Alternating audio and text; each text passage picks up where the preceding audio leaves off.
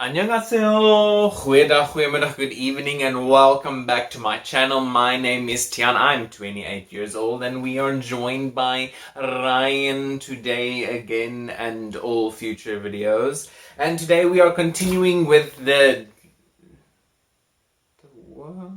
Today we are continuing with the journey of getting back to South Korea. This will be day 3. This will actually be us entering South Korea, us at the airport, and everything that I went through after that. Are you ready? I'm ready. So let's get into it. So we flew with Korean Air. Like I said, I think in the previous video, I ended with it was a good flight, was a happy flight, was a nice flight. Didn't really get much sleep, watched a really random ass movie on and did not enjoy that movie, but I started the movie, so when I start the movie, I try my best to at least finish the movie first. So we were flying, we landed. When we landed, they just told us, please, when we land, stay seated, and of course nobody listened. So once we landed, everybody jumped up to get their luggage and get off the plane. And usually I know that is the case, but this was something different. When they announced it, I was just thinking like, okay, I know people want to jump up and get their shit, but for once, can you not do that and actually listen to what the pilot is telling us to do? Or was it one of the air hostess that was, I can't remember who told us, but someone told us that please just sit down. So people are now jumping up, trying to get their bags, and then actually the flight attendants, not air hostesses, the flight attendants, they came down and started telling people to sit down because that was the order that we were given. And it's not like we sat there for 4 hours. I think we sat there maybe for 5 or 10 minutes after we landed. I'm not sure what happened or why, but we just sat there and waited, and then we were allowed off the plane. As soon as we got off the plane, my phone was on, and I immediately started to try and connect to the Wi-Fi just to let everyone know that I am safe for friends and family back home. And now a new adventure begins for us because now we have to go through immigration, we have to go through testing, we have to go through processing, we have to go through so many various different things. But it wasn't that bad. It was well planned, well executed. I mean, if there's one thing that the Korean government is really good at, it is organizing shit. And having procedures in place that are followed through from beginning till end and done smoothly. I mean, you can ask almost anyone who recently landed in Korea, that process can seem like a tedious process, but they actually do it so fast. I didn't time it because we were moving quite quickly. Your temperature was checked again, of course. Then you stood in a line for once. That's the best part, is that one of the rules that all countries have is social distancing. Yet the queue or the line that we were forming, everybody was like any other queue when it comes to immigration, is we were packed together because everybody wants to just get out of the airport so they don't check your luggage and they don't find the illegal shit that you're smuggling in, because we've all smuggled something illegal into a country. Don't lie. Yes, you have. You've brought in something you shouldn't have. You brought in a piece of pork that you shouldn't have. You brought in a joint that you shouldn't have, but luckily they did not check your baggage. So don't lie to me and don't lie to yourself. Everybody has done it. I just cannot remember what I've done. Oh, I know exactly what I've done. Anyway, so we were in the first line, and the first thing you do is, of course, they take a photo of you, mask down, they take your fingerprints, and then they check your visa and they check your passport. They put you on the system to make sure that, bitch, if you screw up, they're going to get you. They put your fingerprints, they put your face, they're going to get you. So that was a very quick and smooth process. I think also they do check your physical things, your body temperature. I'm not sure if they actually did it. Now I'm just lying. But I think that is all part of one process.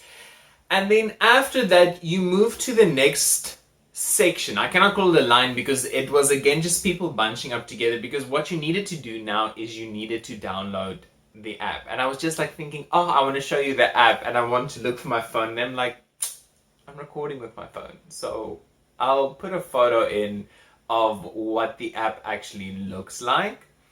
So then you needed to download the app, you needed to log into the app, you need to put down your details in the app. And when I mean details, oh, on the plane, when you take off, they give you like 5 forms that you need to fill out about where you're staying, where you've been, how you've been feeling, who's your ex-husband, who's your previous girlfriend, what blood type are you, what did you have for lunch 3 years ago to the day.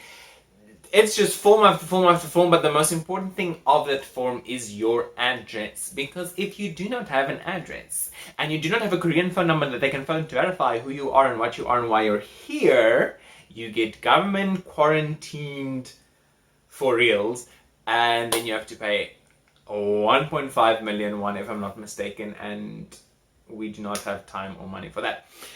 So you fill out all these forms, and each checkpoint, of course, now had their different forms. They do inform you about the app beforehand. I think I downloaded the app 2 weeks ago because I've got mad connections in Korea, so I downloaded it, kind of logged in, but not really. So now everybody's standing in this area, busy downloading the app, putting in the information. Again, you have to put in where you're going to stay, your temperature, because they do check your temperature, tell you, and then you need to fill it in and say no, you don't have the symptoms, or yes, you should have the symptoms, and then you need to explain why do you have these symptoms.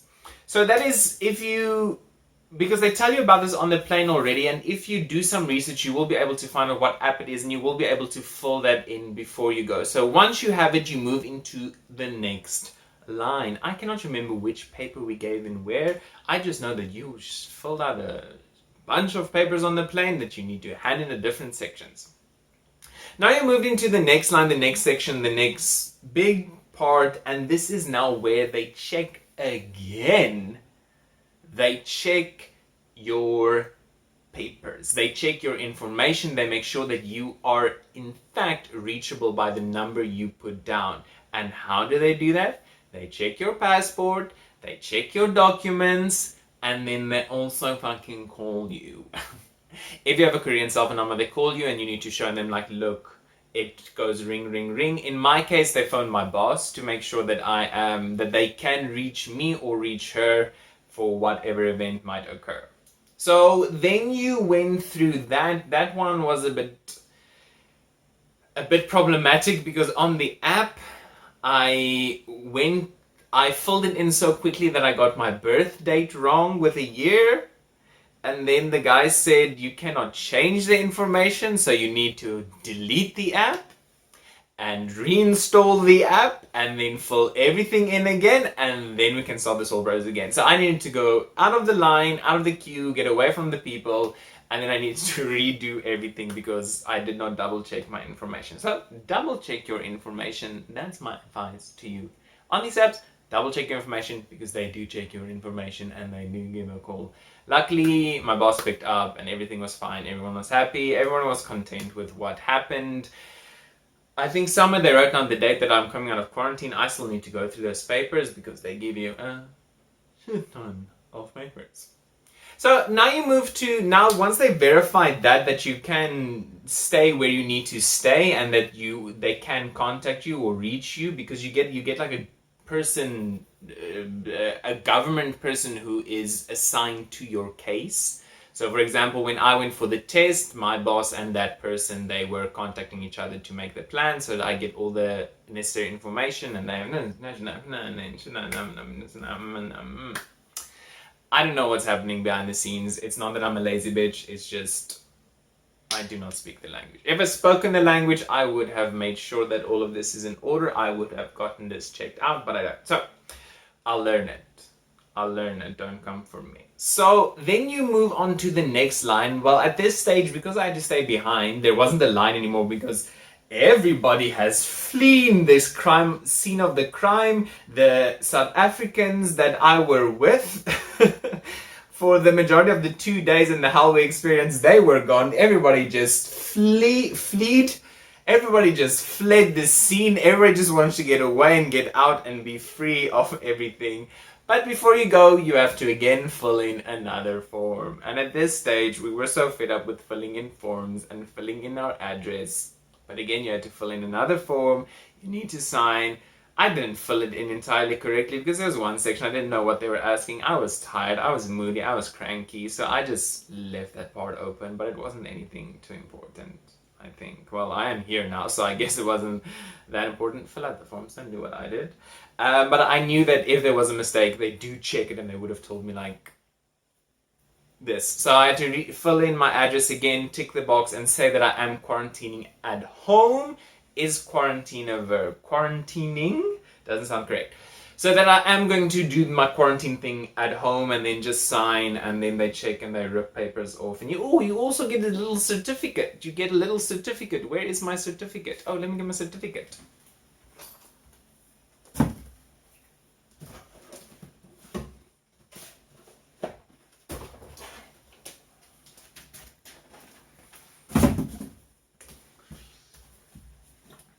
See? Organized chaos. That's what it is. Organized chaos.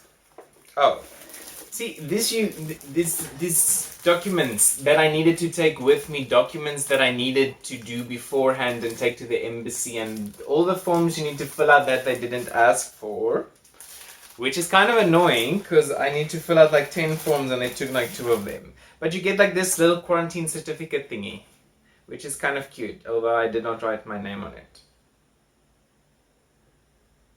And I think you made a mistake. I'm not gonna judge that, but yeah. So, you get a certificate like this. Anyway, where was that the story? Oh, and then you're now you're at the last checkpoint, or checking not, but you're at the last checkpoint with regards to the COVID. Then after that, once they've confirmed that last page, you've signed, you've given your everything, you are done. Now you can finally go get your luggage. Go get your baggage. Done, sorted. Yes, amen. We get our bags. We're out. Next thing you do is you get a little sticker. And in the photo, you'll see that I'm wearing a little orange sticker in the thumbnail. I also put it on my social media, but you get a sticker like that to identify yourself as a COVID-19 person, or as a person of suspect, or as possibly a disease-ridden person. That's who you are. That's what you are with this yellow sticker. And then you get placed in this little corner, and then they start asking, where are you going, where are you going, where are you going? Luckily for me, I told the guy, because we were told before and they were going to Seoul Station, so I told the guy I'm going to Seoul. So I told him that. Then he showed me to another desk, because from Seoul I would go to Daejeon. Easy.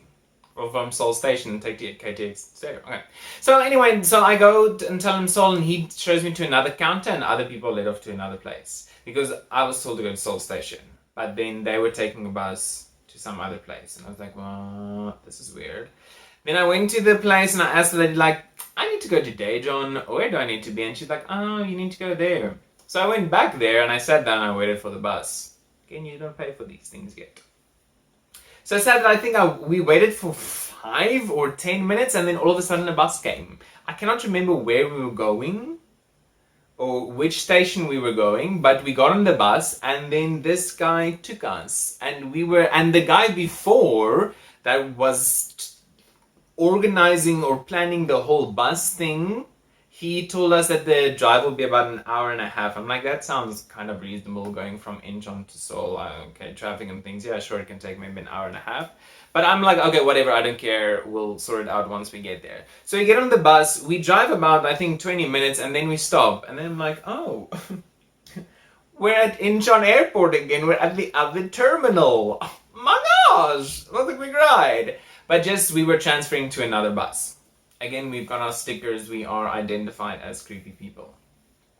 From there, we now actually went to, I cannot remember what the station's name is, but we were all escorted to that station, and I was still dragging around my 46 kilograms and 2 extra baggage. Or actually, I think it's like 50 kilograms if you take my one bag. I don't know how much my backpack weighed.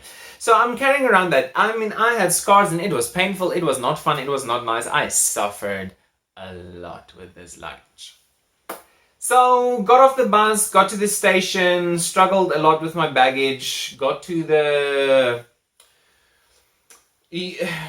Now I need to remember. It's, you buy your ticket. As when you're going in town to Daejeon, they tell you how much you pay. Now you pay for the bus ride and you pay for your KTX, which was a bit more expensive than I expected, but we do not discuss those issues here on this channel. Then you need to go to your next checkpoint, and then they ask you, okay, where are you going? Where are you going? I'm like, I'm going to Daejeon. And then they make notes. I think they asked you again for where you're going to stay, your details. They ask you these things again. I'm just like fucking over it. I had on my phone, so I was just like showing them. I was like, just there, just take it. My hands, my body is in pain. I'm tired. I'm not doing this anymore. So there it is. They're down. They're really nice and sweet. I'm making it way more dramatic. Then went down, and then we were broken apart into different cars, because we COVID-19 people, we get put in separate cars. I was in car 17, so if you've ever taken the KTX, you know that each car, if you've ever taken a fucking train, they all have cars. So we were in car 17, we were like 4 people. Because I don't know where they were going, but I was going to Daejeon. So when we get to Daejeon, in my mind, okay, well, first I was trying to figure out from my boss what is my Wi-Fi password, because imagine you come to your apartment and you don't know the Wi-Fi password, you're on a quarantine and you have no idea what the Wi-Fi password is, and you don't know how to contact anyone or get in contact with anyone because you don't have Wi-Fi, you don't have a Korean number, so you cannot connect to any kind of service to contact anyone. So I was on that ride, and my boss and I were like texting back and forth, and then they couldn't remember the password. I was like, oh, that's awkward. So then her husband basically came to my apartment and then just reset the Wi-Fi router, and then I got a new password. Fine, and then he left a little note to say that's the new Wi-Fi password. So now we're on the KTX, beautiful, lovely ride, just tired, just over it. Get to Daejeon, I thought, okay, like everybody's going to jump off and get off the train. No, I was the only one. Literally, I was the only person on the train. Well, of the COVID-19 people who was actually getting off at Daejeon station. So I was literally, because that train stops and you jump and then it moves on. You do not have the time. And there was a person waiting for me. There was one person, this guy was suited up. He was like face mask, covers, gloves. He was suited up, and I like literally threw my bags off. No, I didn't. But took my bags off the KTX, and then he greeted me, and we started walking. And again, stairs and escalators. Fuck, I couldn't deal with them anymore. But now again, I was dragging my 50 kilograms of shit with me. Luckily, this angel of a guy, shame this man. I hope he gets whatever he wants, because he saw I was suffering, and he at least then took over one of my bags, which saved me a lot of energy and a lot of time, so I was able to switch bags, and then life became easier. But now, next problem was, now we needed to go up the escalator, which is fine, the escalator worked. But then when we got to the top, now you're at the top, and now you need to take an escalator down. Lucky for us, that escalator didn't work, so now we had to carry all my bags down. This guy was struggling. I could see this man was not ready or prepared for this, and he was struggling. I was struggling with my bags. I was like, Rich, you struggle, I struggle, we're struggling together, but I'm so thankful. I'm so thankful for that man for helping me. Then we take our bags down. Again, now there's a specific COVID-19 section where you need to go. Put my bags on. I'm sweating. I'm like drenched in sweat. I'm just, again, over it, tired. I can't. They check my temperature. They write down my temperature. And again, now I sit down. And now there's a Korean ajumma starting asking me questions. My Korean is not what it used to be. Not that my Korean was anything. She asked me questions. I'm just thinking like, I don't know. And I just then showed her the phone number of my boss, and I told her like, this is my boss. And then she phoned my boss, and then they just wrote everything down. Again, they took my address down again. But the reason they took down my address is because now specifically they wanted to find out, are you before. Earlier they asked you, are you taking public transport or are you taking private transport? Unfortunately, my boss was not able to pick me up, so I need to take public transport, which they need to arrange. That is why the guy earlier asked you again at the KTX station, where are you going, address and all those things, so that when you get there, they have transport planned and everything. Like I said in the beginning of the video, Korea, they've got this thing sorted out. So I needed to take public transportation, which was a bus specifically assigned to us COVID-19 people. Lady took down my things. They were really sweet, really nice. We put my bags on the bus, and then we took the bus to where we need to go. They dropped me off, not in my street, because the bus would not be able to even enter my street because it's a little narrow street. So they dropped me off, and then to drag all my shit to my apartment, which is thankfully on the second floor, so I only had to drag all my shit up for 2 floors and not more, because I know there were other people who had to go like 3-4 flights of stairs if they ever wanted to do this. And that was the story. And then I was home, and then I was relaxed, and I took weird photos. And I think one of the first things I did when I got home was take off my pants, for the reason I was wearing woolly sweatpants because it was cold in South Africa and it was hot now. So I took off my socks, I took off my pants. I was like, I'm done. I just couldn't be anymore. So that's how the story ends. That is how I came back and be back in Korea, and can this light not do this anymore. So I hope you enjoyed that 3-day adventure with me. I did not fucking enjoy it. The other South Africans that were with me, we did not enjoy that experience at all, but I hope it gave you some sort of entertainment, some sick fetish that you enjoyed it. If you did, please comment, like, share, and subscribe. Hit the notification bell. Do all that shit. Or if you don't want to, then don't do it. That's fine. Be like that. Ryan will just hate you and judge you forever and ever. Amen. Please keep a lookout for tomorrow. I will be posting my video on when I got the COVID-19 test done. That was another dramatic story and experience for me, which I will post tomorrow, I think. And then after that, I will just be posting random shit. I've got some gaming videos coming up. Unfortunately, I cannot Twitch. I don't know why I'm telling you this, but I cannot Twitch because of various reasons. So I'm going to leave it here and stop talking nonsense. I hope you have a wonderful day, wonderful life, wonderful evening. Have fun with whatever you are doing, and don't let fear interfere with your happiness. You deserve all the happiness in the world. Groete liefde, vrede, vrede, vrede, vrede, vrede. Mooi dingetjies vir julle. Bye.